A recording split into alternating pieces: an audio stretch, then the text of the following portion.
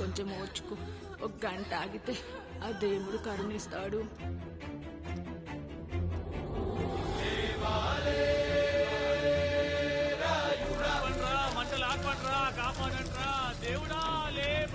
ఆయన లేవాలి, ఈ మంటలు ఆరాలి. నీ కంటిలోని ఒక్క బొట్టు ఈ మంటల మీద పడినా ఈ ఊరే కన్నీరు పెడుతుంది.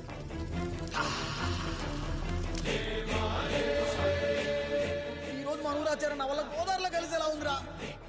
భగవంతుడా, ఒక్క 5 నిమిషాలు, ఒక్క 5 నిమిషాలు నా ఈ పిల్లడ పిలిచి తండ్రి. సన్నని చిరుకులు వడగలుగా మారి పిడుగుల రూపంలో బయటకు వస్తున్నాయిరా. నాలోని బాధ అనిచోది ఇప్పుడు. ఇంకొక 5 నిమిషాలు అంతే, నీళ్లు సిద్ధంగా ఉంచుకోండి. ఆగు, ఎవ్వరు చెప్పారా డెలివరీకి టైం అయిందని? ఆ దేవుడు నిద్ర లేచే వరకు ఈ ఊరు ఒత్త కూడా పోసుకోదు. ఇంకా 5 నిమిషాలు లేట్ అయితే ఆవిడ పేరు ముందు లేట్ పడుతుంది. అది చచ్చినా ఆ బిడ్డ వచ్చినా ఆ దేవుడు మంచం దిగి నేల మీద పడ్డాకే నీ కత్తి దాని ఒంట్లో దిగాలి. శభాష్ రా సమ్రా. ఇంకా నా వల్ల కాదురా, నా వల్ల కాదు. ఒక్క చుక్క కింద పడ్డా నేను చంపేస్తాన్రా. గుర్తులో ప్రాణం పైకి పోవాలి గాని గుంటలో నీళ్లు కిందకి రాకూడదు. దేవుడు లేస్తాడు, 5 నిమిషాల్లో లేస్తాడు. ఓర్చుకో.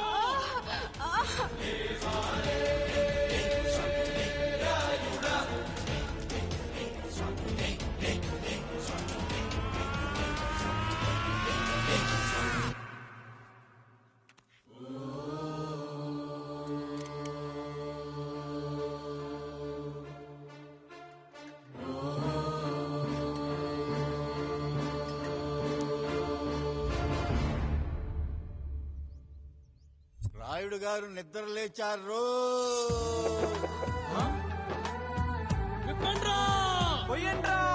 నీవు శారదా లగెత్తండి.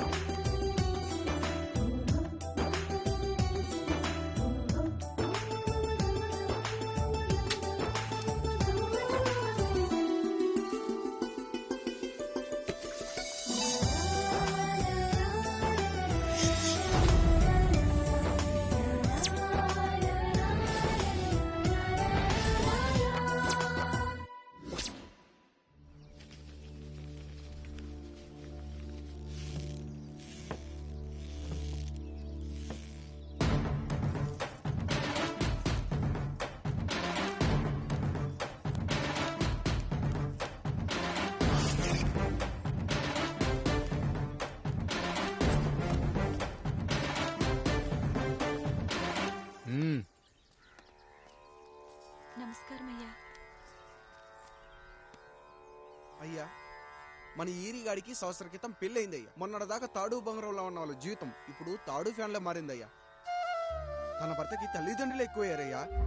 కట్టుకున్న భార్యకి చీర కొనడం కంటే అమ్మా నాన్నలకు మాత్రం మందులు కొంటమే తన సంతోషం.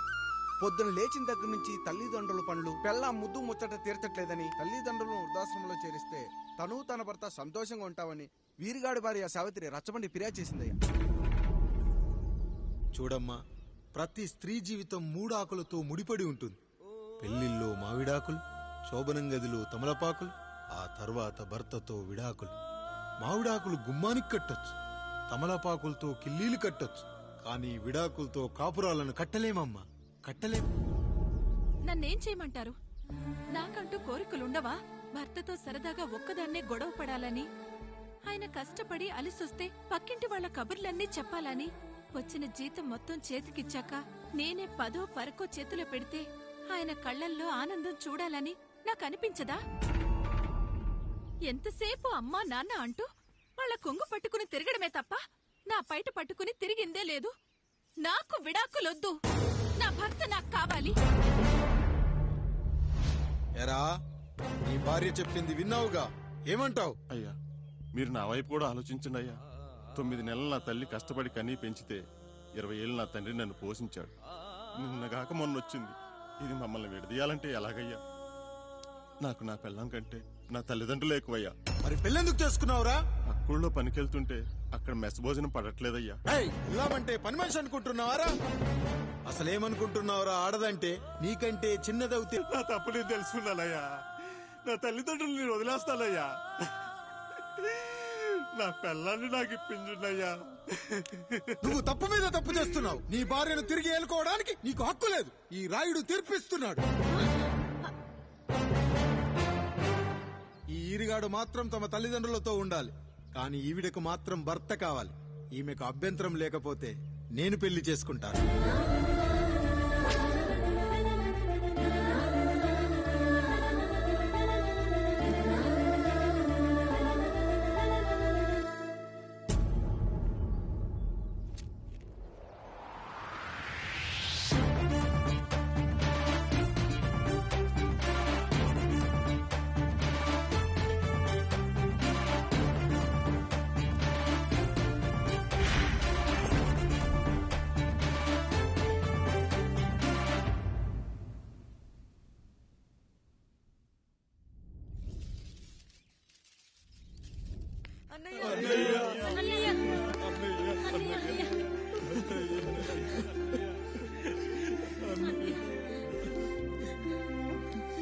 రాత్రి చాలా భయం వేసిందనయ్యా. ఇప్పుడు మమ్మల్ని వదిలి వెళ్ళకన్నయ్యా. రాత్రే కదరా మనం అందరం కలిసి పడుకున్నాం. ఎప్పుడో రాత్రి చూసామన్నయ్యా. నిన్ను చూడకుండా ఒక్క అరగంట కూడా ఉండలేకపోతున్నా.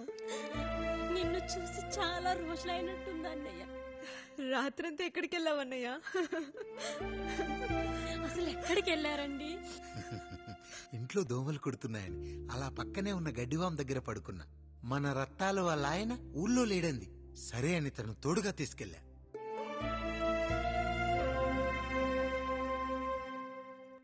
మీ సావుకటే మీ కుటుంబం నుంచి మిమ్మల్ని విడదీయాలయ్యా. అప్పటి వరకు మేము కళ్ళు తెరిస్తే మా కళ్ళ ముందు ఉండాలి, కళ్ళు మూస్తే మా కళ్ళలో ఉండాలయ్యా. నమస్కారం రాయుడు గారు.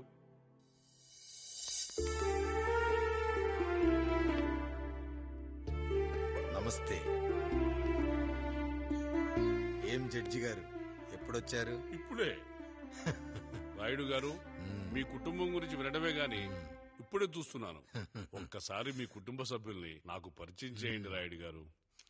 వాళ్ళు నా తమ్ముళ్ళు. నమస్కారం. మొత్తం ముగ్గురా? కాదు, నలుగురు. వాడు వేరే షూట్ లో ఉన్నాడు. వీళ్ళు నా చెల్లెళ్ళు. నమస్కారం తల్లి. వీళ్ళు నా భార్యలు. నమస్కారం అమ్మా. వీళ్ళు నా బంధువులు. నమస్కారం. నా జీవితంలో ఎంతో ముఖ్యమైన, ఇష్టమైన, ప్రాణమైన మరో మనిషిని మీకు పరిచయం చేయాలి. ఆవిడే.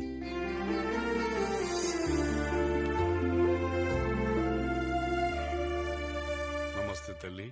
ఆవిడ మా పని మనిషి. తను వాళ్ళ అమ్మాయి. నాకు కూతురు లాంటిదే.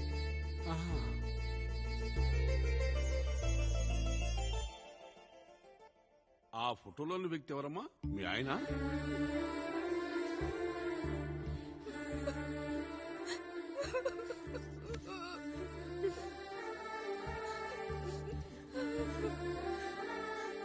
చనిపోయారా? అయ్యో లేదండి. ఎక్కడ పడితే అక్కడ, ఏది పడితే అది వాగుతున్నాడని పోలీసులు నగర బహిష్కరణ చేశారండి. మళ్ళా ఎప్పుడొస్తాడు? నెక్స్ట్ సీన్ కి వచ్చేస్తాడండి. ఈ అనుబంధాలు, ఆప్యాయతలు చూసిన తర్వాత నాకు ఒక కోరిక కలుగుతుంది రాయుడు గారు. మీరు కాదనరనే ధైర్యంతో అడుగుతున్నాను. అడగండి. నాకు ఒక్కతే కూతురు. ఆమెని మీ కుటుంబంలో సభ్యురాలుగా చేసుకుంటారని. తప్పకుండా. నా భార్యలకు అభ్యంతరం లేకపోతే తనను నేను పెళ్లి చేసుకుంటా.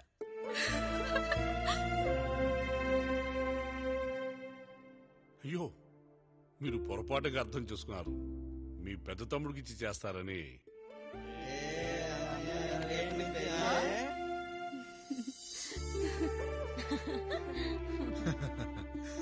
తప్పకుండా తప్పకుండా ఒక మంచి రోజు చూసుకొని మీ ఇంటికి అమ్మాయిని చూసుకోవడానికి వస్తాం. ధన్యుణ్ణి రాయుడు గారు, ధన్యుణ్ణి. రండి రండి రాయుడు గారు. మీలాంటి పెద్దలు మా ఇంటికి వచ్చి మా అమ్మాయిని మీ కోడలుగా చేసుకోవటం. ఇంకా రాయుడు గారు ఏంటి బావగారు? బావగారు అని పిలవండి. సంతోషం. రండమ్మా. త్వరగా అమ్మాయిని పిలిపించండి. మా వాడు అసలే ఆగలేకపోతున్నాడు. మా వాడు చిన్నప్పటి నుంచి అంతేనండి. కక్కొచ్చినా ఏమొచ్చినా ఆపుకోలేడు. త్వరగా మీ అమ్మాయిని పిలిపిస్తే ఆ కళ్యాణం ఏదో చేసేద్దాం.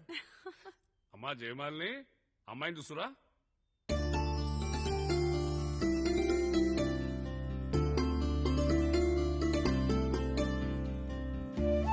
కూర్చోమ్మా.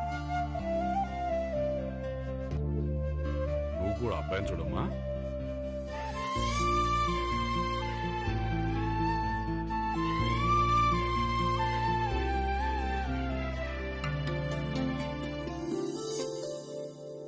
అమ్మాయిని చెప్పుకోవడం కాదు గాని అసలు ఈ కాలపిల్ల కాదు బావగారు. రాత్రంతా బయట తిరిగినా కోడి కుయ్యకు ముందు ఇంటికి వచ్చేస్తుందండి. మళ్ళా ఊరంతా నిద్రలేగిస్తే తప్పుగా అనుకుంటారు కదా.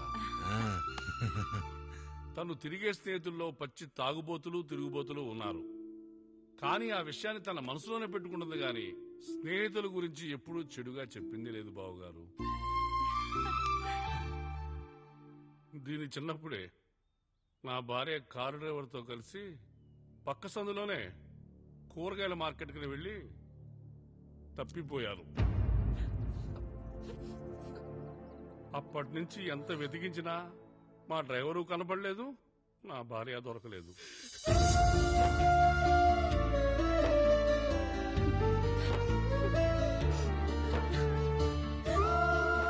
అమ్మ నాకు చాలా ప్రేమ పంచింది నాన్న, అది ఊరంతా పంచుతానంటుంది నా బిడ్డ. నేను కాదనలేదు. అలాంటి నా కూతురు ఇవాళ మీ కోడలవటం నిజంగా నా అదృష్టం బావగారు. ఈ రోజు నుంచి మీ అమ్మాయి మా ఇంటి బిడ్డ. అమ్మాయి నచ్చిందా బాబు? నచ్చిందా?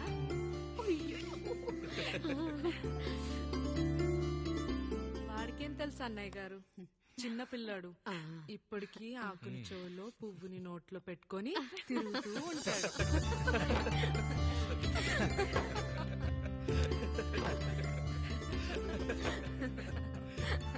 ఇకంత శుభం అన్నమాట. ఇక తాంబూలవి మార్చుకుందాం. ఒక నిమిషం ఆగి, నేను చెప్పేది ఒకసారి నా మాట నేను ఒక్క క్షణం కూడా ఉండను. ప్లీజ్. అమ్మా శారదా, పెద్దవాళ్ళు వచ్చారమ్మా, మనల్ని చూస్తున్నారు. అమ్మాయికి పెళ్లి చూపురమ్మా. ఈ టైంలో నువ్వు ఇలా అలర్ట్ చేస్తే దాని జీవితం నాశనం అవుతుంది తల్లి. లోపలికెళ్ళు, తాతో మాట్లాడదాం. ఇక్కడ మీ కోడలు కాపురం కాలిపోతుంటే మీరు ఆ మంటల్లో మీ కూతురు పెళ్లికి కాఫీలు పెట్టిస్తున్నారా? ఈ ఇంట్లో నేను ఇంకొక క్షణం కూడా ఉండను. ఒక్క నిమిషం తల్లి, అసలేం జరిగిందో నాకు చెప్పమ్మా. ఈయన మంచోడని 6 నెలల క్రితం నాకు పెళ్లి చేశారు. మొదట్లో బాగానే ఉన్నాడు, ఆ తర్వాత ఒక రోజు మందు కొట్టాడు. కొని తాగింది దిగాక మంచోడుగా ఉంటాడు అనుకుంటే ఈ మధ్య చెడు తిరుగుళ్ళు తిరుగుతున్నాడు. ఊరవతల చిన్నుళ్ళు కూడా పెట్టేశాడు. మీరే చెప్పండి రాయుడు గారు, ఈ ఇంట్లో నేను ఉండాలా, వెళ్ళిపోవాలా, ఈయన్ని వదిలేయాలా, అక్కర్లేదా? వదిలేయాలమ్మా. వదిలేయాల్సింది నీ భర్తను కాదు, అతనిలోని లోపాలు. ఆశ్చర్యపోతున్నావు కదూ? ఒక మగాడి బాధ సాటి మగాడిగా నేను చెప్తానమ్మా. ఆడదాని ప్రేమ వెలిగించిన అగరొత్తి లాంటిది. ఒకడు వెలిగించగానే కొన్ని గంటల్లో బూడిదైపోతుంది.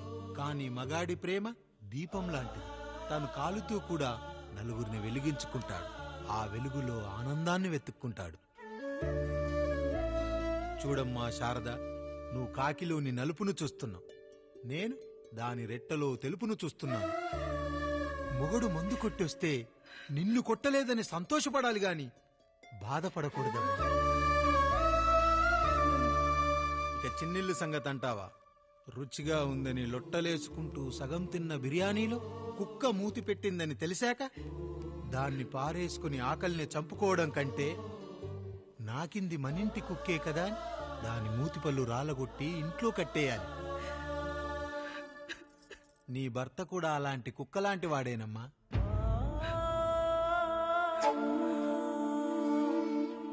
ఆడదానికి వయసొచ్చాక 3 ముళ్ళేసుకొని 90 ఏళ్ల జీవితం గురించి కలలు కంటుంది. అదే మగాడు 3 ముక్కలాడి 90 ml మందేయాలని కలలు కంటాడు. హౌస్లోనికి హౌస్ కీపింగ్కి తేడా తెలియని అమాయకపు జాతమ్మా మా మగజాతి. పండగ పూట తినే పాయసం రుచి గురించి మీకు తెలిసి ఉండొచ్చు, కానీ గరళం కంటే చేదుగా ఉన్న బ్రాందీని కక్కలేక మింగలేక తాగే ఆ బాధ ఒక్క మగాళ్లకు మాత్రమే తెలుస్తుంది. కష్టాల్లో ఓదార్చిన మందును సుఖాల్లో మర్చిపోకూడదని తాగడమే కాని మాకు మాత్రం తాగాలని ఆశుంటుందా తల్లి? చివరిగా ఒక్క మాట, కష్టాలు పొంగల్లో మిరియాల్లా మనకే వస్తాయి, కానీ సంతోషాలు ఉప్మాలో జీడిపప్పులా పక్కనోడుతూ ఉంటాయి. ఎదుటివాడి ఉప్మాలో కూడా పనికిరాని కరివేపాకుంటుందని సర్దుకుపోవడమే జీవితమమ్మా. రాయుడు గారు, నన్ను క్షమించండి. రాయుడు గారు, నన్ను క్షమించండి. నా తప్పు నేను తెలుసుకున్నాను.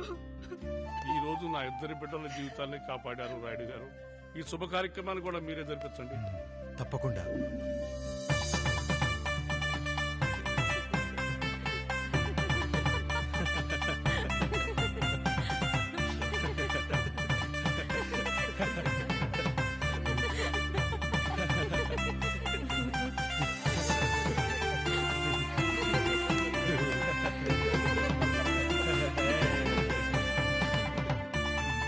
రాముడు, పండు, మీరు దీవించండి. మేము దీవించండి.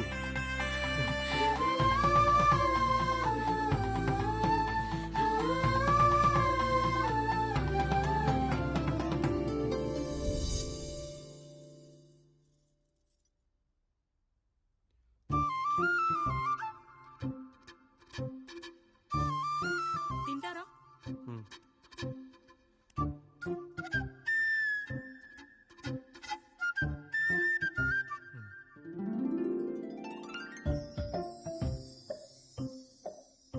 ఫస్ట్ టైమా? అవును, మీకెలా తెలిసిపోయిందండి? అంటే మా బామ్మ చెప్పింది. శోభనం గదిలో అనుభవం మగాడైతే మామిడి పండు పిసుక్కొని తింటాడు, అదే లేనివాడైతే మీలా ఇలా అరటిపండు ఓపిగ్గా ఒలుచుకొని తింటాడు అని.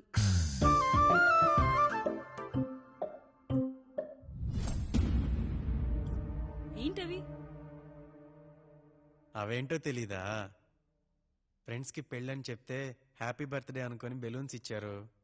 ఫీల్ అవుతారు కదా అని 4 అక్కడ కట్టాను.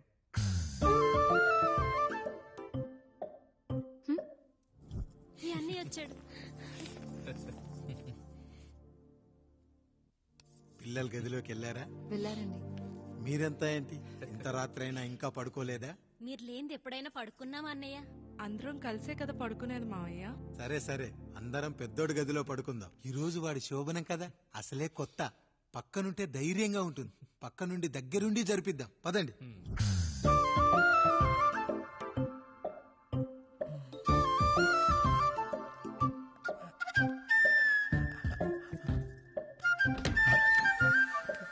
కానివ్వండి రా, కానివ్వండి కానివ్వండి. మీరేంటి మావయ్య ఇక్కడ పడుకుంటున్నారు? అదేంటమ్మా పెద్దోడా, చెప్పలేదా? మేమంతా కలిసే పడుకుంటామమ్మా. నువ్వు మాతో పాటే. అవును భార్గవి. మీరు ఊరుకోండి. మీరు ఇక్కడ పడుకోవడం నాకు ఇష్టం లేదు మావయ్య.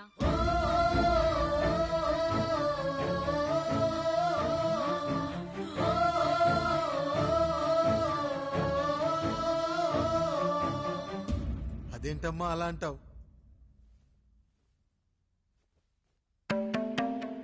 ఎన్నో చూశాం, ఎన్నో చేశాం. దుక్కి దున్ని కోత కోయకుండానే ఈ విత్తనాలన్నీ మొలకొచ్చాయంటావా తల్లి? అవన్నీ నాకు తెలియదు మావయ్య. మర్యాదగా బయటికి వెళ్ళండి.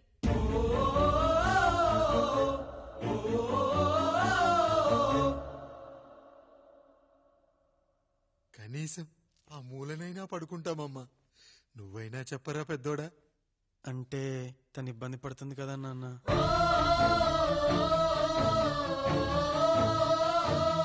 నువ్వు కూడా ఏంట్రా, పిల్లలేదో ఆశపడుతున్నారమ్మా. ఒక్కసారి ఆలోచించమ్మా. మావయ్య, మీరు బయటికి వెళ్తే మేము తలుపులేసుకుంటాం.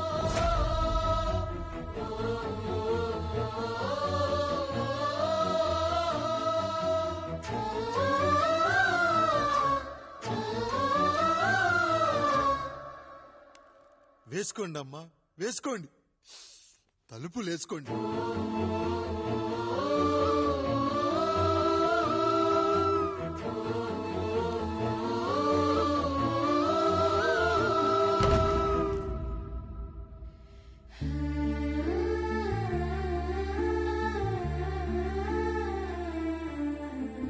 రాయుడు, బిడ్డలు జాగ్రత్త. ఈ రోజు నుంచి వీళ్ళంతా నీ తమ్ముళ్ళు చెల్లెళ్ళు కాదు, నీ బిడ్డలు.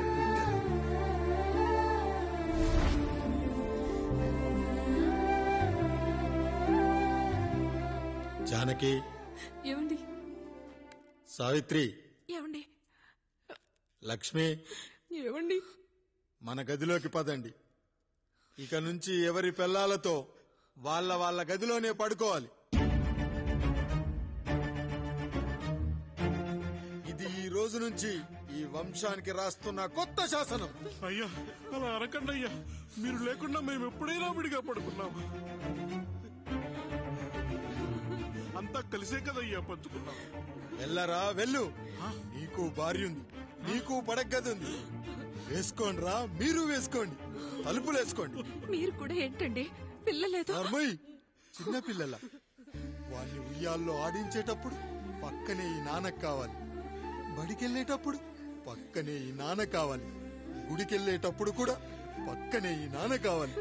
కానీ శోభనం గదిలో మాత్రం పక్కనే ఉంటానంటే బరువయ్యాను జానకి, బరువయ్యాను.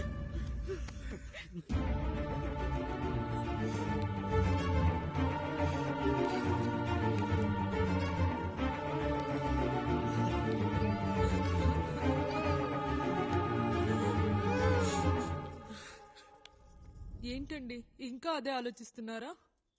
ఎలా మర్చిపోగలను లక్ష్మి? జరిగిందేదో జరిగిపోయింది, మీరు బాధపడకండి. ఎంత మాట అన్నాడో చూసావా? నా భార్య ఇబ్బంది పడుతుంది, బయటికెళ్ళండి నాన్న అన్నాడు. వాణ్ణి ఎలా పెంచాను? చదువుకుంటే పై చదువులకు వాడు వేరే ఊరు వెళ్లాల్సి వస్తుందని చదివే మాన్పించేశాను. జ్వరం వస్తే ఆ మాత్రలు చేదుగా ఉంటాయని నేనే మింగాను. నోరు తెరిచి అమ్మ కావాలన్నప్పుడల్లా ఎంతమంది అమ్మల్ని ఇచ్చాను. నాన్న అన్న ప్రతిసారి నాన్నల్ని ఇవ్వలేకపోయానని వాడికి నా మీద కోపమో ఏమో జానకి. నిజమేనండి, మనమంతా ఇలా లేమే. మన కుటుంబానికి దిష్టి తగిలింది. మా నాన్న మరణంతో ఆస్తిపోయి తమ్ముళ్లతో నడి రోడ్డున పడ్డప్పుడు ఇలాంటి కష్టాన్ని మొదటిసారి అనుభవించాను.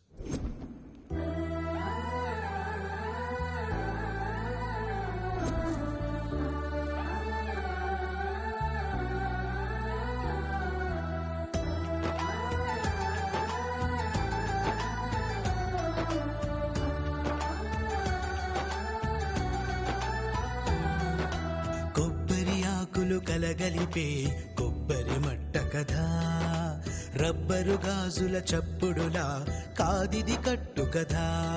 జిగురే కలిగినదే మమతే అతికిన బంధం, కోవే కరగనిదే ఎప్పుడూ వెలిగే దీపం. చెమటైన సాంబారే కష్టాలలోన ప్రేమ గిన్నెలో.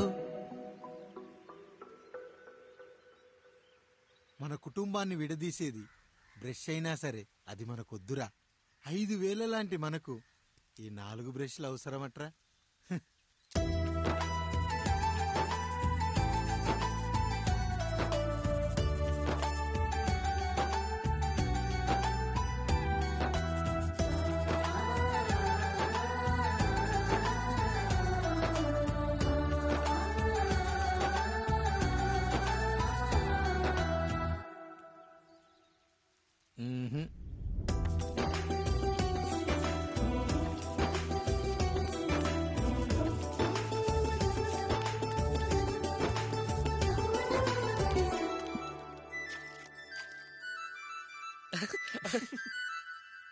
తమ్ముడు చాలా ఎదిగిపోయాడయ్యా.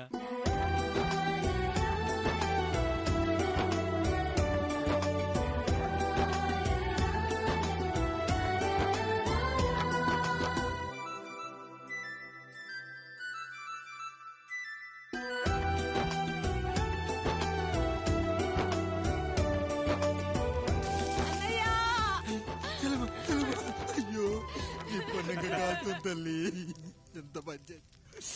నానేం చెప్పాడో తెలుసు కదరా, కష్టమైన సుఖమైన కలిసి పంచుకోవాలిరా.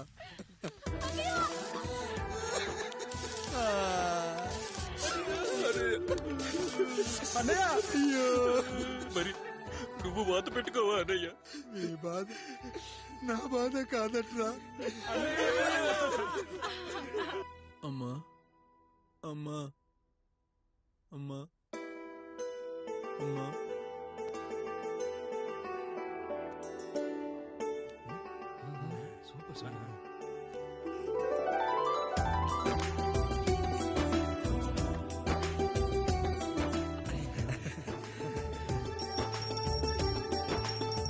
నా భార్య లక్ష్మి అమ్మ ఇక నుంచి నీకన్నీ నేర్పిస్తుంది.